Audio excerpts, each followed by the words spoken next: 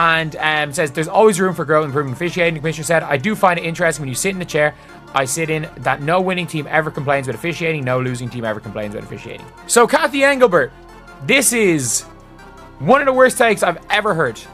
This is one of the worst takes I've ever heard from a commissioner of a league. Like, it is embarrassing. Like, it's an absolutely embarrassing take because the WNBA is currently facing one of the most explosive and defining moments in its history. At the center of the storm is Commissioner Kathy Engelbert, whose response to mounting concerns about Caitlin Clark's growing list of injuries has triggered outrage across the entire basketball community. What was expected to be a moment of accountability has instead turned into a public relations disaster, as players, analysts, and fans are uniting in frustration over what many see as a total abandonment of the league's biggest star.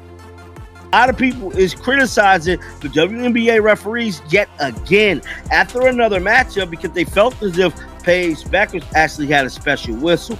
Now, I spoke about this last night, man, and people was definitely showing mixed reviews about it. But with all that being said, dog, we look like WNBA Commissioner Kathy has opened up about this situation a little bit and spoken up. In what's being described by insiders and commentators as one of the most embarrassing displays of failed leadership in professional sports, Engelbert didn't go after the root of the problem: WNBA referees who have consistently failed to protect Clark on the court. Instead, she chose to attack the critics, lashing out at those who dared to question the integrity of her officiating crews.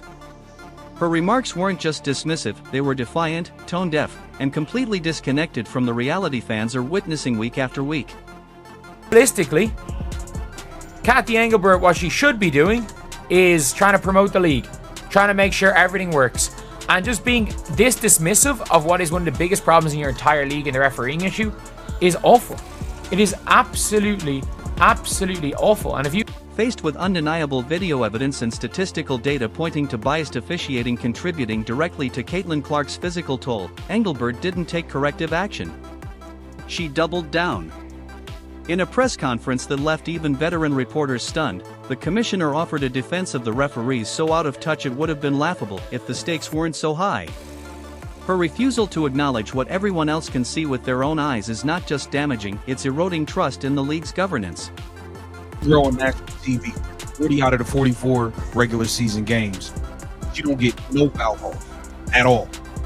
Her team gets no foul calls. So maybe this would be the wake-up call.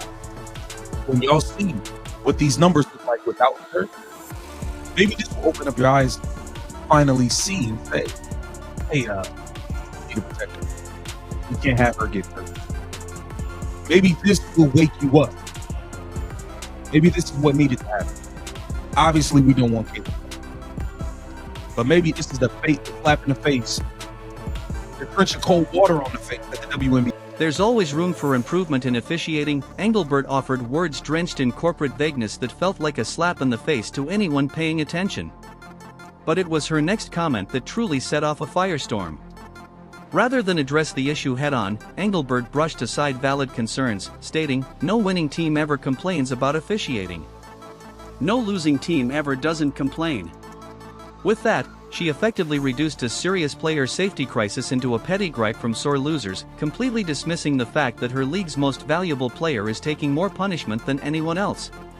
obviously think so, but Engelbert isn't so alarmed. Basketball in general is considered difficult to officiate, which is true, and says there's always room for growth and improvement in officiating. The commissioner said, I do find it interesting when you sit in the chair I sit in that no winning team ever complains about officiating, no losing team ever complains about officiating. Do you want to know what coach complains about officiating more than anyone else? The Minnesota Lynx. The Minnesota Lynx. Do you want to know what game started the biggest what two games started the biggest refereeing talks in the WNBA over the last 2 years? The Indiana Fever versus the Chicago Sky when Kennedy Carter hip checked Caitlin Clark. Who won that game? The Indiana Fever. What does it say when the very person entrusted with safeguarding the future of women's basketball equates concerns about officiating with whining from losing teams? It says everything. This isn't just a leadership misstep, it's a glaring act of willful ignorance, delivered with the smugness of executive privilege. Engelbert didn't just ignore the problem, she insulted those who care about it. Her job is to protect the game and its players. Instead, she's gaslighting the entire community while the league's brightest star gets battered night after night. She stated, "Get Kathy out of here. The job is too big for her now. This isn't normal." Ref complaints, win or loss, there is genuine incompetence with WNBA referees. The team, players, fans have been complaining about Kathy not effing embarrassed watching this display. While Engelbert speaks in empty platitudes, the numbers expose a reality that's impossible to spin. Caitlin Clark has taken 17% of all flagrant fouls committed in the entire league this season. Think about that, one rookie, one player, accounting for nearly a fifth of the WNBA's most dangerous fouls. It gets worse. 80% of those fouls came from one team, the Chicago Sky. What are the odds of that happening naturally? You'd be more likely to win the Powerball while getting struck by lightning during a solar eclipse. And yet Engelbert sits in her office, pretending this is just part of the game. The math says otherwise. The optics are damning. And her silence is now complicity. Adam Silver, the NBA Commissioner. I'm starting to think you and Kathy Engelbert has something going on for as she's a puppet for you. Why are you not protecting or coming out and saying something to protect Caitlin Clark, aka CC, the face of the WNBA? It's really disturbing because at the end of the day, I thought you're supposed to look out for your people by any means. It's not even making sense. If there's a single stat that reveals just how badly this league has failed Caitlin Clark, it's this: in 4 years at Iowa, Clark didn't miss a single regular season or playoff game due to injury. She played 139 consecutive games. Now fast forward to her first 20 games in the WNBA, where poor officiating allows her to be bumped, shoved, and undercut nearly every night, and she's already suffered 2 separate injuries. This isn't coincidence. It's a cause and effect failure that's playing out in real time.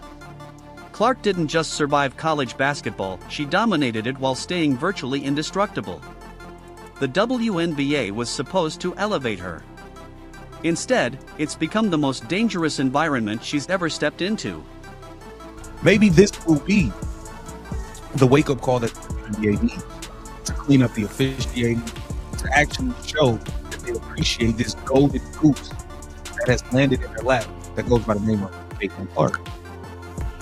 It's been so long where we've just seen this girl getting beat up in games. We see her get grabbed, hacked, bumped into, knocked on the floor. There's never any whistles from her. And in my opinion, the WNBA has shown a true lack of appreciation for Caitlin. I don't feel like they've done enough to protect their best asset, their most important asset. I feel like they have dropped the ball on that 1,000% there. Everything changed the moment Caitlin Clark stepped into Kathy Engelbert's version of the WNBA. The hits started almost immediately. In May, Clark sustained a left quadricep strain, an injury that sidelined her for at least 2 weeks. The damage occurred after yet another game in which officials allowed Clark to be subjected to relentless physical contact, this time during a grueling 38-minute performance against the New York Liberty. Observers described it as clear-cut targeting. But just weeks after returning, Clark suffered a new setback, a left groin strain. Once again, the injury followed a game riddled with missed calls and unchecked aggression. Engelbert's refusal to act decisively on officiating failures has now gone from frustrating to infuriating. Her pattern of hollow, dismissive statements is wearing thin, and fans, players, and media are all running out of patience. When previously asked to comment on racist online harassment aimed at WNBA players, Engelbert's inadequate and tone-deaf response drew immediate backlash, exposing just how out of touch the league's leadership has become. Hey, Cece, she a different breed, bruh. And y'all, just me seeing all of these files, and y'all don't treat Paige like that? Why y'all don't treat her like that? You hear me? Paige don't be embarrassing her opponents like Cece do, huh? I ain't gonna lie. Caitlin Clark, she a different breed. And then Kathy Engelbert, she has no remorse, no sympathy or nothing. I know she's a puppet. At the end of the day, Stephanie White, all of them, bro, because it's not making sense, bro. Rather than issue a firm condemnation of the racism and harassment targeting players like Clark, Engelbert did the unthinkable, she romanticized it. She drew a false equivalency between today's hate-fueled toxicity and the historic rivalry between Magic Johnson and Larry Bird. The WNBA Players Association swiftly responded with a public rebuke, accusing Engelbert of failing to confront the very real threats players face. When forced to apologize, Engelbert offered a lackluster, half-hearted walkback that only made things worse. Because when you're the leader of a professional sports league, you don't get second chances on matters of basic decency and safety. You act decisively or step aside. Engelbert's repeated missteps have now become a direct liability. Since Clark's injury, nationally televised WNBA games have suffered a catastrophic 55% drop in viewership. The Indiana Fever, once the epicenter of a ratings explosion, saw their audience plummet from 1.81 million to just 847,000. This isn't just a ratings slump, it's a devastating collapse caused by the league's failure to protect its most valuable player. Clark put the WNBA on the map. Engelbert let the league erase her with silence and neglect. I'm gonna keep saying it. Something is going on. I don't know what it is, man, but that's uncalled for, and we can see it. I don't know if we need to look into the committee, with the higher up players, the veteran players. I don't know what we need to look at, but we need to look somewhere because this is the most outrageous part of this entire saga. It's all playing out exactly how everyone feared it would. Game after game, Clark is subjected to brutal physicality that would trigger immediate flagrant fouls if it happened to anyone else. Meanwhile, when she shows even a shred of emotion, say, by yelling "come on," after another missed call, she's slapped with a technical foul. The double standard isn't subtle. It's blatant. It's institutional. In one especially egregious example, Clark was poked in the eye and shoved to the floor during a game against the Connecticut Sun. Her reaction? Minimal. Her punishment? Equal to the aggressor. That isn't officiating, it's sabotage disguised as enforcement. And Engelbert's refusal to address the pattern only reinforces the idea that protecting Clark isn't a priority. The league's biggest star is being penalized for daring to demand fairness while being physically targeted by opponents who seem to know the referees won't intervene. The situation where every single team knows how bad the refereeing is. There is a problem in the league, and it's like everybody knows there's a problem in the league. You have got like people going on ESPN that are like have been involved with the league for years, and they're like, the problem with the league isn't that there's no isn't even the physicality. It's like where the physicality is, and it's like no one complains if you allow physicality in the post. No one's complaining if you're allowing physicality between bigs trying to fight it out. Like that's basketball. But they were like, you're not only just allowing hand checking, you're allowing players to be grabbed off the ball, which is 100% true. The problem is that nobody wants physicality with guards off. WNBA fans aren't just disappointed anymore, they're furious. Social media is overflowing with video montages of uncalled fouls against Clark, statistical breakdowns proving officiating bias, and mounting demands for action. This is no longer isolated frustration, it's a coordinated outcry. And here's what should truly alarm the WNBA's leadership: these aren't just diehard fans. Many of them are brand new to women's basketball, drawn in by the brilliance of Caitlin Clark. They expected elite play and fair competition. What they've received instead looks dangerously close to systemic bias and intentional indifference. Unlike lifelong followers, these fans have no reason to stick around. They'll move on to college ball, the NBA, or anywhere else where a superstar isn't punished for shining too brightly. When your league's main attraction is being visibly mistreated while leadership insists everything is fine, you're not growing the game. You're killing it at its moment of greatest opportunity. She bring in the tickets. Y'all on viewership rises. Even when she don't play, even if she just sit on the sideline. It's crazy because Michael Jordan has endorsed her. Michael Jordan. Jordan don't like nobody. He see the greatness in her. You hear me? People talk. NBA legends speak highly of Caitlin Clark, and I'm tired of seeing Brittany Griner, Angel Reese, Eric Kennedy, all of them, bro. Even the Caucasian hoopers, bro. That's what y'all got going on. Y'all are jealous of this woman that bad? It's sick. And Adam Silver, you have all the evidence you need, bro, and you still not doing anything. Because the whole world is seeing the same thing I'm seeing and saying the same thing I'm seeing. What the Clark saga has truly laid bare is a painful truth. Kathy Engelbert is either unwilling or incapable of confronting the WNBA's most urgent problems. Whether it's referee accountability, player safety, or combating toxic fan behavior, her answers have been tone-deaf, delayed, or downright dismissive. Her most recent comments defending the referees, even in the face of overwhelming evidence, were the final straw for many. A competent commissioner would have immediately launched a transparent investigation into the standards and conduct of the officiating crews. Engelbert chose the opposite. She defended the indefensible, alienated the fan base, and gaslit the very people demanding fairness. And the irony is brutal. After years of searching for a superstar who could bridge the gap between hardcore followers and casual fans, the WNBA finally found one. Clark could have been the launchpad to a new golden era. Instead, Engelbert's inaction and apathy are pushing the league to the brink of irrelevance, dragging its best hope down with it. I've been saying this many times, but I'm gonna say it again. Kathy Engelbert is the worst commissioner in sports. The worst. She's playing a very dangerous game to get attention and ratings. You know what she's doing? Allowing violence, accusing of racism, and creating a frenzy amongst fans and society by throwing the race card and causing division. That's what she's doing. She's doing all this to garner attention, and she's actually, I'll say, cartooning or dehumanizing the players.